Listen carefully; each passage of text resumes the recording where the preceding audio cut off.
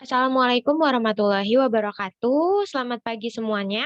Yang terhormat Ibu Rizky Firdausi Rahmadania, SE MSM, selaku dosen pembimbing mata kuliah Komunikasi Publik, dan juga teman-teman semua.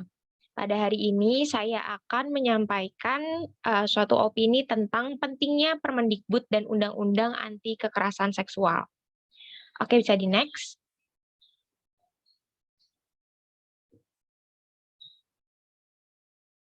Sebelum membahas hal tersebut, saya akan membahas pertama-tama itu apa sih kekerasan seksual itu? Kekerasan seksual adalah setiap perbuatan merendahkan, menghina, menyerang, dan atau tindakan lainnya terhadap tubuh yang terkait dengan nafsu perkelaminan, hasrat seksual seseorang, dan atau fungsi reproduksi secara paksa yang bertentangan dengan kehendak seseorang. Jadi kekerasan seksual ini bisa kita ambil poinnya yaitu suatu hal yang bertentangan dengan kehendak seseorang. Jadi antar dua belah pihak salah satunya ini tidak menyetujuinya gitu. Bisa di next. Nah, di sini ada macam-macam kekerasan seksual yang harus teman-teman ketahui. Bisa di next. Yang pertama itu ada perkosaan. Perkosaan adalah bentuk pemaksaan hubungan seksual dengan memakai alat kelamin pria ke arah alat kelamin wanita atau korban. Bentuk lain dari perkosaan adalah pencabulan. Pencabulan adalah perkosaan yang dilakukan pada orang yang belum bisa memberikan persetujuan. Contohnya pada anak di bawah usia 18 tahun atau pada anak di bawah umur yang legal. Lalu yang kedua di sini ada intimidasi seksual. Intimidasi seksual adalah tindakan menyerang yang menimbulkan penderitaan secara psikis pada korban. Intimidasi tersebut termasuk di dalamnya yaitu berupa ancaman perkosaan yang disampaikan langsung maupun tidak langsung seperti lewat pesan singkat atau melalui surel atau melalui media lainnya. Nah, yang ketiga ini ada pelecehan seksual. Tindakan seksual ini berupa lewat sentuhan fisik maupun non-fisik yang mengarah ke seksualitas korban. Contohnya itu tindakan berupa pelecehan seksual ini bisa berupa siulan mata, atau ucapan bernuansa seksual, atau mempertunjukkan materi pornografi, atau bahkan sentuhan di bagian tubuh tertentu. Lalu yang keempat ini ada eksploitasi seksual. Hal ini merupakan tindakan penyalahgunaan kekuasaan untuk tujuan kepuasan seksual dan memperoleh keuntungan dalam bentuk uang, sosial, atau lainnya. Contoh eksploitasi seksual adalah memanfaatkan kemiskinan perempuan untuk memasukkannya ke dalam dunia prostitusi atau pornografi. Nah, yang kelima ini ada perdagangan perempuan untuk tujuan seksual. Tindakan ini merekrut, menampung, dan mengirim seseorang dengan ancaman kekerasan, penculikan, penyalahgunaan kekuasaan untuk tujuan prostitusi, dan hal lainnya. Jadi perdagangan perempuan untuk tujuan seksual ini sama halnya dengan eksploitasi sosial seksual. Oke, yang keenam ini ada prostitusi paksa. Prostitusi paksa adalah situasi di mana perempuan dipaksa untuk menjadi pekerja seks. Biasanya mereka dipaksa karena bisa terlilit hutang atau karena kurangnya kebutuhan ekonomi yang harus mereka penuhi. Nah, yang ketujuh ini ada perbudakan seksual. Nah, pelaku perbudakan seksual akan merasa memiliki tubuh korban sehingga berhak melakukan apapun terhadap korban. Tindakan ini biasanya terjadi pada perempuan yang dipaksa menikah dan dipaksa untuk melayani rumah tangga dan hasrat seksual penyekapnya. Nah, teman-teman di sini bisa ngelihat ya perbedaannya, perbudakan seksual ini beda dengan prostitusi paksa karena perbudakan ini pada dasarnya suatu perbuatan yang lebih ekstrim dibandingkan prostitusi paksa karena di sini melibatkan juga kekerasan di mana dalam hubungan seksualitas. Oke, bisa di next. Lalu yang kedelapan ada pemaksaan perkawinan. Pemaksaan perkawinan dianggap sebagai kekerasan seksual karena ini merupakan kejadian yang tidak diinginkan oleh perempuan tersebut. Beberapa contoh pemaksaan perkawinan adalah pernikahan yang dipaksa oleh orang tua dengan orang yang tidak diinginkan, atau dipaksa menikah dengan pemerkosa untuk menutupi aib dan atau cerai gantung. Nah, di sini pemaksaan perkawinan juga termasuk bentuk pelecehan seksual ya teman-teman, karena sekali lagi pemaksaan perkawinan merupakan salah satu hal yang tidak disetujui oleh kedua belah pihak, maka disebut dengan pelecehan seksual. Nah, yang kesembilan ini ada pemaksaan kehamilan. Nah, ternyata pemaksaan kehamilan ini juga merupakan bentuk pelecehan seksual karena wanita tersebut itu dipaksa untuk memiliki keturunan yang mungkin mereka tidak harapkan atau mereka belum bisa menyanggupi tanggung jawab tersebut. Nah, yang ke-10 ini ada pemaksaan aborsi, kebalikan dari pemaksaan kehamilan. Justru di pemaksaan aborsi ini, pihak wanita atau pihak korban kebanyakan akan disuruh menggugurkan kandungan yang telah ada di dalam perut mereka karena dari kedua orang atau salah satu pihak yang tidak ingin bertanggung jawab terhadap hal tersebut. Nah, yang ke-11 ini ada pemaksaan kontrasepsi. Pemaksaan kontrasepsi sering terjadi pada perempuan dengan alasan mencegah melahirkan anak. Di sini juga termasuk salah satu bentuk pelecehan seksual ya teman-teman, karena di sini juga merupakan salah satu keputusan pihak atau bukan dua pihak yang menyetujui, maka disebut pelecehan seksual. Nah, yang ke-12 ini ada penyiksaan seksual. Tindakan penyiksaan seksual adalah tindakan yang dengan sengaja menyerang organ seksual perempuan sehingga menimbulkan rasa sakit baik secara fisik maupun psikologis. Nah, penyiksaan seksual ini berarti sama dengan perbudakan seksual yang sebelumnya kita bahas, karena dua hal ini mencakup selain seksualitas, ini juga berkaitan dengan kekerasan. Nah, yang ke-13 ini ada penghukuman tidak manusiawi bernuansa seksual. Nah, maksudnya di sini ini yaitu adalah cara menghukum yang menyebabkan penderitaan, kesakitan, ketakutan, dan rasa malu yang luar biasa atau tidak lazim ya teman-teman. Oke, bisa di next. Nah, di sini ada teman-teman bisa lihat contoh kasus yang baru-baru ini terjadi, yaitu Rektor Universitas Riau ini melakukan pelecehan seksual mahasiswi. Jadi di sini ini kasusnya ini seorang dekan FISIP Unri diduga mencabuli mahasiswinya yang merupakan salah satu mahasiswi jurusan Hubungan Internasional angkatan 2018 yang sedang menjalani bimbingan skripsi. Kemudian korban mengaku dicium Syafri saat bimbingan. Kasus tersebut juga telah dilaporkan ke polisi, kemudian polisi menetapkan Syafri Harto sebagai tersangka sesuai pasal 289 dan 294 ayat 2 KUHP. Nah, kemudian polisi juga melimpahkan berkas dugaan pencabulan dekan FISIP Unri tersebut ke Kejaksaan Tinggi Riau.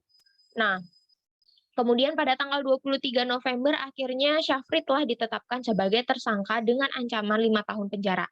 Nah, di sini teman-teman juga bisa menilai ya dari kasus tersebut seharusnya tidak terjadi apalagi di lingkungan kampus tempat membimbing atau menerima ilmu. Namun nyatanya kasus pelecehan seksual justru banyak terjadi di lingkungan kampus atau universitas. Bisa di next.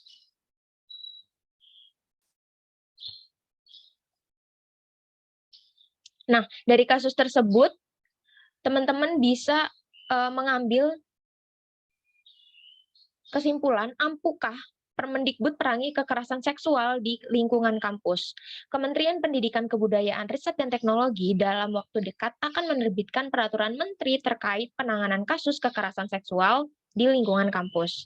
Nah, apakah permen itu dapat menjawab tantangan dalam memerangi tindak kekerasan seksual di institusi pendidikan Indonesia? Menteri Pendidikan, Kebudayaan, Riset dan Teknologi Nadiem Makarim berulang kali menekankan komitmennya untuk menghapus apa yang disebutnya 3 dosa besar pendidikan. Salah satunya berupa kekerasan seksual. Menurut survei tahun 2019 terkait pelecehan seksual di ruang publik, Koalisi Ruang Publik menemukan bahwa lingkungan sekolah atau kampus menduduki urutan ketiga lokasi terjadinya tindak kekerasan seksual sekitar 15% setelah jalanan yang besarnya 33% dan transportasi umum sebesar 19%. Nadiem juga mengatakan bahwa akan segera menerbitkan peraturan menteri untuk menangani masalah kekerasan seksual di perguruan tinggi dan unit pendidikan lainnya. Terdapat 7 pasal yang akan diatur dalam permen tersebut, di antaranya soal devisi, bentuk pencegahan, penanggulangan, dan penanganan kekerasan seksual. Selain itu, akan diatur juga kewajiban pimpinan perguruan tinggi dalam menangani dan memastikan tidak terjadi kekerasan seksual di lingkungan kampus, hingga sanksi dan pengawasan kementerian. Nah, kesimpulan dari beberapa penjelasan dan juga contoh kasus tersebut yaitu menekankan bahwa sangat penting mengesahkan Permendikbud dan Undang-Undang Anti Kekerasan Seksual.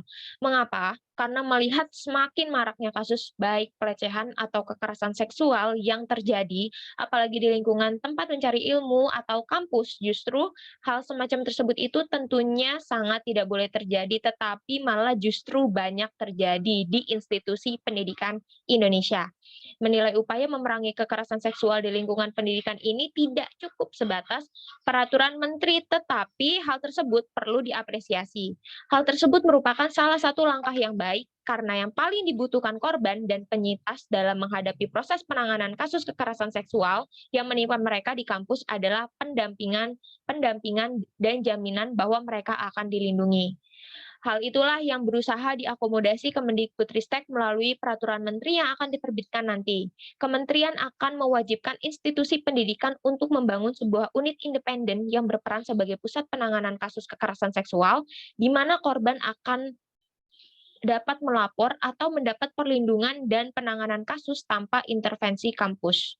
Kemendikbud sendiri akan tetap membuka kanal pelaporan langsung ke kementerian apabila korban dan penyintas menemui kesulitan.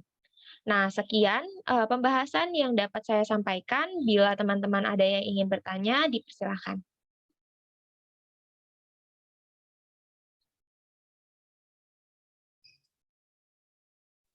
Eh, saya mau bertanya, Ardila. Jadi sebelumnya mau bilang makasih dulu ke Ardila yang udah nyampein terkait dengan pelecehan seksual, kenapa penting juga disahkannya Permendikbud ini. Nah, pertanyaan dari saya itu, tadi kan udah dijelasin ya, banyak banget nih kayak kasus pelecehan seksual yang ada. Salah satunya mungkin ada kayak perdagangan wanita atau kayak pernikahan secara paksa gitu, yang harus ngelayanin si orangnya ini gitu tanpa ada persetujuan dari korban gitu. Nah, sebenarnya kan mungkin kalau dari korbannya sendiri pasti udah ada usaha buat dia nggak mau atau nolak gitu kan. Nah, eee, yang saya ingin tanyakan, sebenarnya gimana sih peran orang tua gitu di dalam hal tersebut gitu? Pasti kan, harusnya dari orang tua tersebut tuh udah punya cara-caranya ya buat ngelindungin anaknya atau gimana gitu. Nah, sebenarnya, alasan mereka masih belum bisa ngelindungin anaknya itu kayak gimana ya? Mungkin, itu aja pertanyaannya. Baik, terima kasih Sarah Fathia atas pertanyaannya. Saya akan mencoba menjawabnya. Eee, Mungkin kurang lebihnya seperti ini ya. Sebenarnya sudah banyak banget ya pembelajaran tentang peran orang tua untuk mendidik anak-anaknya, tetapi ternyata masih minim orang tua yang bisa mengimplementasikan peran-peran tersebut. Nah, hal tersebut mengakibatkan masih banyaknya kejadian-kejadian seperti prostitusi, kemudian tadi perdagangan perempuan dan hal lain-lainnya karena desakan ekonomi mungkin ya, karena sebagian besar berawal dari situ sih, Sarah.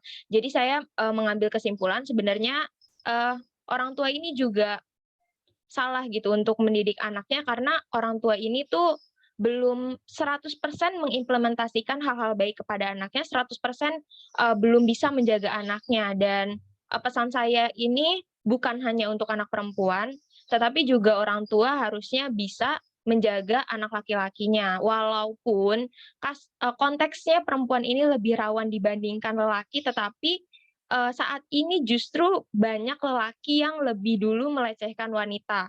Nah, itu menurut saya kayak sangat kurang ya peran orang tua mungkin mengajarkan kepada anak laki-lakinya cara menghormati seorang perempuan atau caranya bersikap kepada perempuan sehingga lelaki ini, merasa kayak, "Ah, gue lelaki ini," gitu. Jadi kayak apapun yang mereka perbuat serasa dibenarkan oleh kedua orang tuanya, padahal nyatanya sekarang banyak banget lelaki yang justru bertindak tuh salah gitu. awal mulanya tuh bahkan banyak banget dari mereka itu yang melecehkan, perempuan. Tapi saya juga tidak membela perempuan karena masih banyak juga ternyata perempuan yang menjual dirinya secara, cuma-cuma kayak gitu sih, Sar. Jadi benar-benar peran orang tua ini sangat penting ya. Sebenarnya juga kalau didikan dari kecil itu udah baik, insya Allah ke depannya juga pasti baik gitu. Apakah terjawab, Sarah? Ya, sudah terjawab Ardila. Terima kasih. Terima kasih, mungkin cukup itu saja ya, eee, dari saya kurang lebihnya mohon maaf. Wassalamualaikum warahmatullahi wabarakatuh.